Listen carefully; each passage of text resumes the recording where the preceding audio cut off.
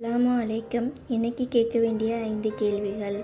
1வது கேள்வி, நமது நபி ஸல்லல்லாஹு அலைஹி வஸல்லம் அவர்களுக்கு எந்த வயதில் நபி பட்டம் அருளப்பட்டது? நமது நபி ஸல்லல்லாஹு அலைஹி வஸல்லம் அவர்களுக்கு 40 வயதில் நபி பட்டம் அருளப்பட்டது.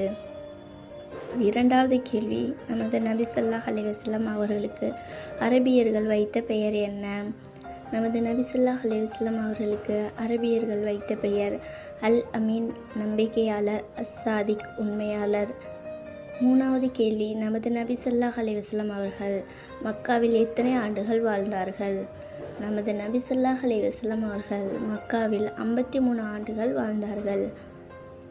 4வது கேள்வி, நமது நபி ஸல்லல்லாஹு அலைஹி வஸல்லம் அவர்கள் மதீனாவில் எத்தனை ஆண்டுகள் வாழ்ந்தார்கள்? நமது நபி ஸல்லல்லாஹு அலைஹி வஸல்லம் அவர்கள் மதீனாவில் 10 ஆண்டுகள் வாழ்ந்தார்கள். 5வது கேள்வி, இறுதி நபி யார்? இந்த கேள்விக்கு விடை தெரிஞ்ச கமெண்ட்